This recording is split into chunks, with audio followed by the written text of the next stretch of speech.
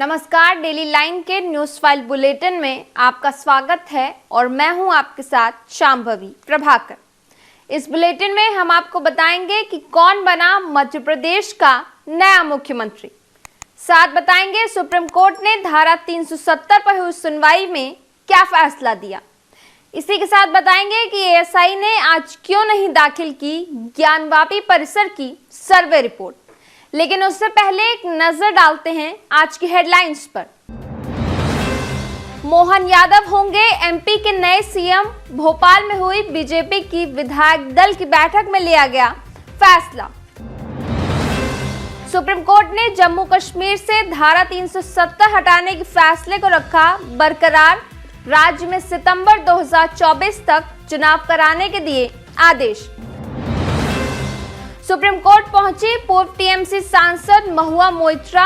लोकसभा से निष्कासन के फैसले को दी चुनौती।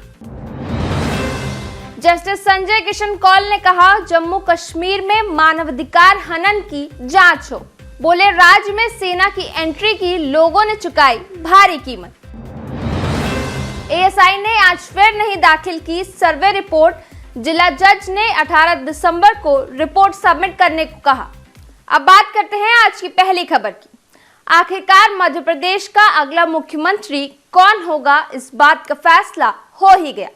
2013 में पहली बार उज्जैन दक्षिण से विधायक और ओबीसी वर्ग से आने वाले मोहन यादव को एमपी का नया सीएम घोषित कर दिया गया है। इसी के साथ जगदीश देवड़ा और राजेश शुक्ला को डिप्टी सीएम बनाया गया है, जबकि विधानसभा के स्पीकर के तौर पर पूर्व मंत्री नरेंद्र सिंह तोमर का नाम तय हुआ है।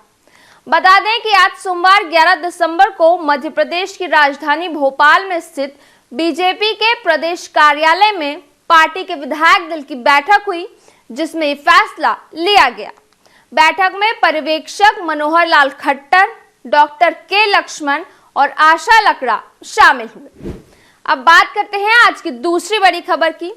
सुप्रीम कोर्ट की 5 जजों की संविधान पीठ ने आज सोमवार 11 दिसंबर को केंद्र सरकार के आर्टिकल 370 हटाने के फैसले पर सुनवाई करते हुए इसे संवैधानिक घोषित किया और साथ ही इसे बरकरार रखने का फैसला सुना।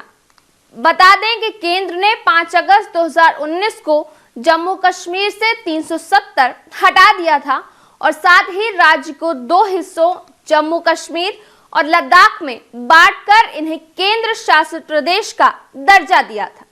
आज इस फैसले पर हुई सुनवाई में कोर्ट ने कहा कि हम आर्टिकल 370 को निरस्त करने के लिए जारी राष्ट्रपति के आदेश को वैध मानते हैं। हम लद्दाख को केंद्र शासित प्रदेश बनाने के फैसले की वैधता को भी बरकरार रखते हैं। इसी के साथ ही सुप्रीम कोर्ट ने राज्य में 30 सितंबर 2024 तक विधानसभा चुनाव कराने के भी आदेश दिए।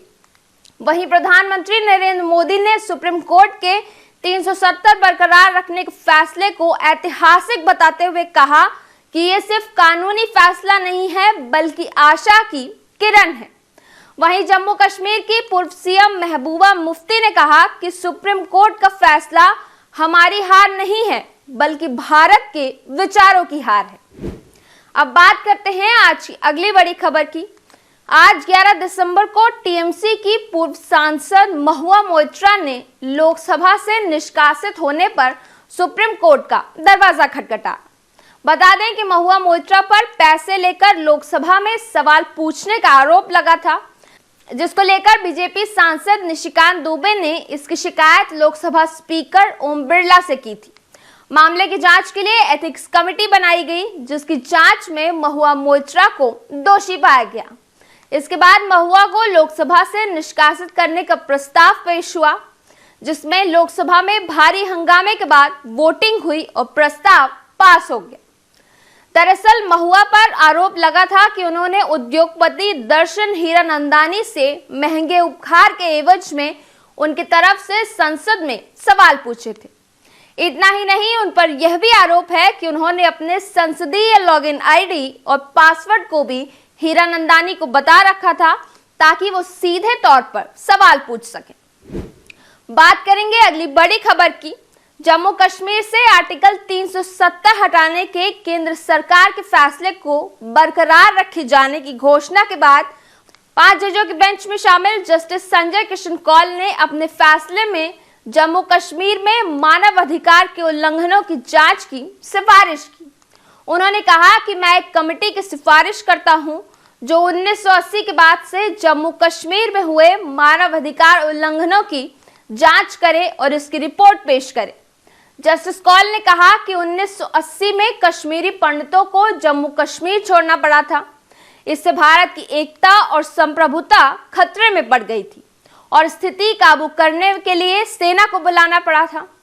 सेना की मौजूदगी से वहां के लोगों ने कई पीढ़ियों तक भारी कीमत चुकाई। वहां के लोगों ने जो अनुभव किया है उससे मैं दुखी हूं। बता दें कि जस्टिस कौल खुद भी एक कश्मीरी ब्राह्मण है। बात करेंगे अगली खबर की। आज सोमवार 11 दिसंबर को ज्ञानवापी मामले में एएसआई के एडिशनल डायरेक्टर साक्ष्य समेत स्टडी रिपोर्ट जिला एवं सत्र न्यायालय में सबमिट करने वाले थे, लेकिन एएसआई ने एक बार फिर से अदालत से 7 दिन का समय मांगा है। जिला जज ने एएसआई को 18 दिसंबर को रिपोर्ट सबमिट करने को कहा है। अदालत में मौजूद है भारत सरकार के स्टैंडिंग काउंसिल अमित कुमार श्रीवास्तव ने जिला जज की अदालत में प्रार्थना पत्र देते हुए कहा कि एएसआई के सुपरिटेंडिंग आर्कियोलॉजिस्ट अविनाश मोहंती का अचानक ब्लड प्रेशर बढ़ने की वजह से उनकी तबीयत खराब हो गई है, लिहाजा वह अदालत में उपस्थित होकर रिपोर्ट दाखिल करने में असमर्थ हैं। इसलिए रिपोर्ट दाखिल करने के लिए 1 हफ्ते बाद की तिथि नियत किए जाए। इसके बाद जिला जज की अदालत ने 18 दिसंबर तक की मोहलत दी है। बात करेंगे आज की आखिरी खबर की। दिल्ली की राउज एवेन्यू कोर्ट ने शराब घोटाला मामले में गिरफ्तार दिल्ली के पूर्व उप मुख्यमंत्री मनीष सिसोदिया को इस बार भी की गई सुनवाई में कोई राहत नहीं दी। आज सोमवार 11 दिसंबर को कोर्ट ने मनीष सिसोदिया की न्यायिक हिरासत को 10 जनवरी तक के लिए बढ़ा दिया। इसी के साथ कोर्ट ने प्रवर्तन निदेशालय के वकील को इससे संबंधित अतिरिक्त दस्तावेज दाखिल करने की अनुमति भी दी। बता दें कि बीती 21 नवंबर को कोर्ट ने मनीष सिसोदिया और अन्य की न्यायिक हिरासत को 11 दिसंबर तक बढ़ा दिया था। वहीं हाल ही में भारत के सर्वोच्च न्यायालय ने सिसोदिया की जमानत याचिका खारिज कर दी थी। साथ ही उनके पिछली जमानत अर्जी को हाई कोर्ट के साथ साथ ट्रायल कोर्ट ने भी खारिज कर दिया था। डेली लाइन के इवनिंग न्यूज फाइल बुलेटिन में बस इतना ही। बने रहिए डेली लाइन के साथ।